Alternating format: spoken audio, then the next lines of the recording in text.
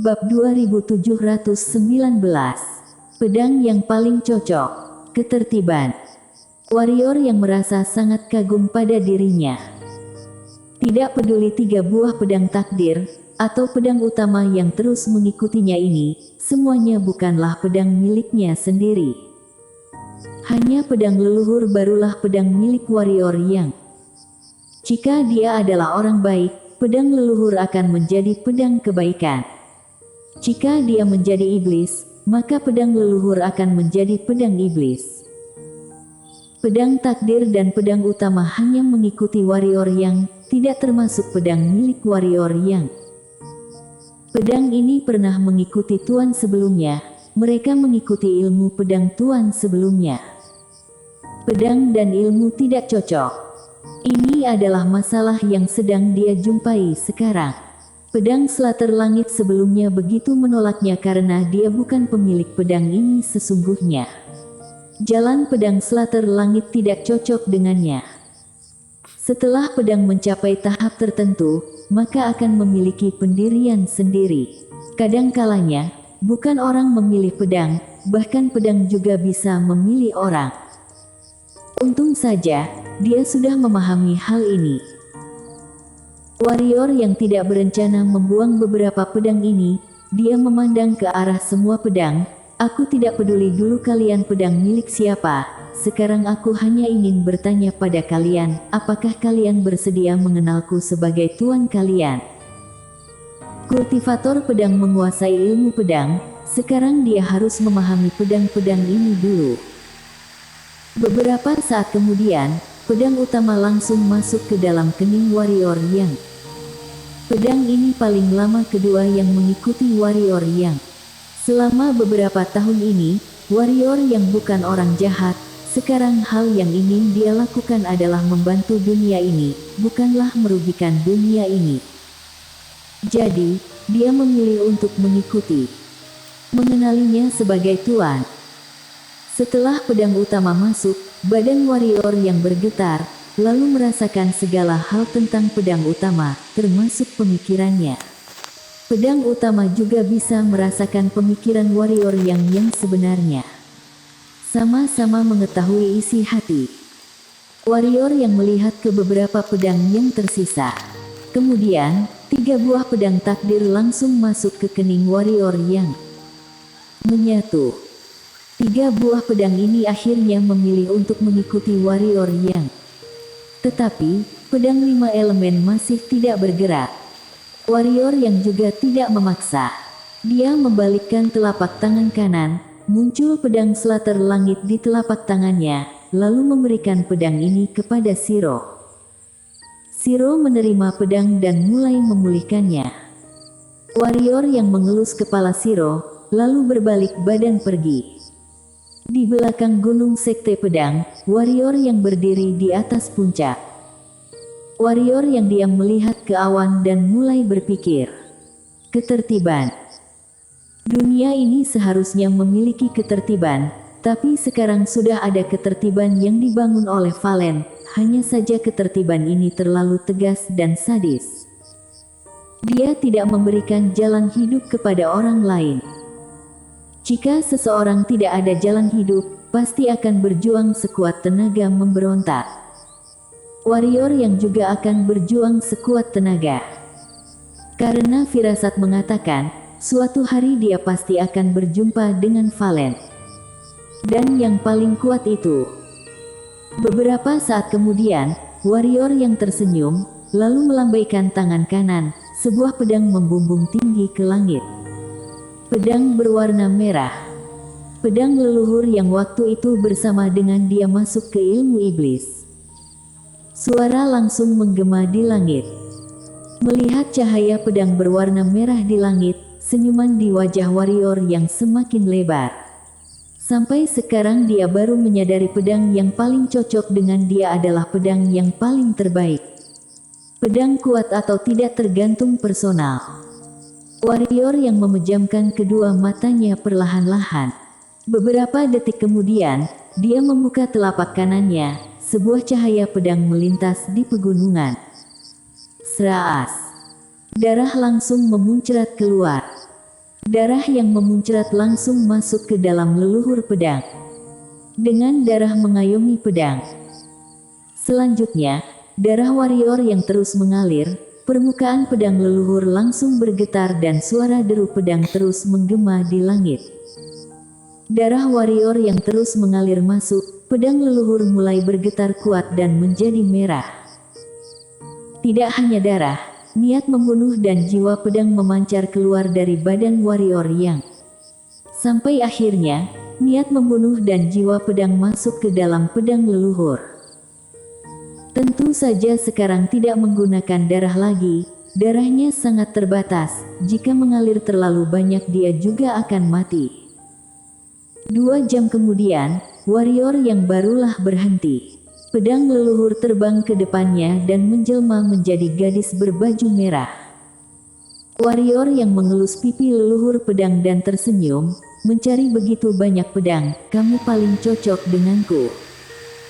Leluhur pedang memandang warrior yang dan tidak berbicara. Haha. Warrior yang mendadak memegang pedang dan terbang ke langit. Langit langsung memerah bagaikan lautan darah, sangat menakutkan. Di langit, warrior yang mengeluarkan seluruh niat membunuh dan jiwa pedang. Dia sekarang juga berubah menjadi merah. Pada saat ini, muncul sebuah penekanan kuat di langit. Ilmu pedang kebencian. Intinya adalah ilmu pedang iblis. Pada saat warrior yang masuk ke ilmu pedang iblis, niat membunuh dan jiwa pedangnya meningkat pesat. Peningkatan cepat ini di luar jangkauan manusia. Warrior yang mengeluarkan seluruh energi dirinya, auranya semakin kuat. Hal seperti ini berlangsung selama 1 hari. Boom! Langit dan bumi langsung bergetar. Beberapa saat kemudian, niat membunuh dan jiwa pedang mulai menghilang dan kondisi kembali normal. Warrior yang mendarat di permukaan tanah, dia juga sudah kembali ke kondisi normal. Yang patut dikatakan adalah dia sudah mencapai alam takdir puncak. Tingkatan alam takdir puncak. Sebelumnya dia mengandalkan niat membunuh, jiwa pedang dan ilmu pedang iblis untuk memaksa peningkatan alam. Sebenarnya ini hal yang sangat berbahaya, tapi dia sudah tidak ada cara lain lagi. Dia tidak ada waktu untuk baik-baik melatih. Hanya bisa bertaruh, untung saja dia berhasil.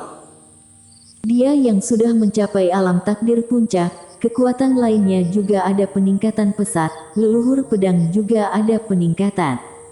Leluhur pedang mungkin tidak sehebat pedang takdir, tapi kalau bekerja sama dengan warrior yang, kekuatan yang dikeluarkan akan lebih hebat dari pedang takdir. Pedang yang paling cocok. Tidak peduli kamu memiliki berapa banyak pedang, leluhur pedang paling cocok dengannya. Pedang ini yang paling paham isi pikiran warrior yang. Dia masih perlu banyak bersama dengan beberapa pedang takdir ini. Baginya ini bukanlah hal yang buru-buru. Ditambah lagi beberapa pedang ini tidak menolak memilih untuk tetap mengikutinya, ini sudah memiliki makna yang berbeda. Sebelumnya wanita bergaun hitam dan adik Black memaksa mereka untuk mengikuti, tapi sekarang mereka yang bersedia mengikuti warrior yang, ini adalah sebuah perbedaan yang besar. Warrior yang mendadak menoleh kepala, melihat Irenean berjalan mendekat. Warrior yang tercengang dan berkata, kamu mengalami peningkatan lagi. Irenean menganggukkan kepala, ayo bertarung. Bertarung. Warrior yang tersenyum, boleh. Mereka berdua tidak memilih bertarung di dalam pagoda Hongmeng, melainkan pergi ke dunia luar. Mereka masuk ke ruang hampa dan memperkuat ruang hampa di sekitarnya. Mereka berdua berjarak 100 meter. Warrior yang tersenyum, ayo mulai. Irenean menganggukkan kepala. 1 detik kemudian, dia sudah muncul di depan warrior yang. Warrior yang memejamkan kedua matanya, sampai tahap mereka ini, sepasang mata sudah tidak bisa menangkap jejak mereka. Hanya bisa menggunakan batin. Kali ini warrior yang memiliki menggunakan jurus revisi, dalam keadaan diam menghadapi segala kesulitan. Beberapa saat kemudian, sebuah tombak muncul di keningnya. Pada saat ini, warrior yang menarik pedangnya. Dia menusuk pedangnya dan tepat ke arah ujung tombak. Tombak langsung mundur ke belakang, warrior yang menggenggam erat pedang lalu menggores ke depan. Pedang menebas ke bawah. Pada saat ini, Irenean mendadak mundur beberapa langkah, untuk menjaga jarak dengan warrior yang. Satu tebasan warrior yang langsung membelah ruang hampa dan menghantam ke atas tombak Irenean. Reaksi warrior yang sangat cepat, pada saat tombak akan jatuh, dia langsung mengayunkan pedang tajamnya. Tombak dan pedang langsung bergetar, mereka berdua mundur ratusan meter. Saat ini, warrior yang membuka telapak tangannya, kemudian pedang utama berubah menjadi cahaya pedang merah menembak keluar. Terdengar suara ledakan kuat di tengah mereka. Beberapa saat kemudian, warrior yang dan Irenean menghilang bersamaan dari tempat semula. Di sisi lainnya, Swordy Jian dan King Xuan sedang melihat pertarungan mereka berdua.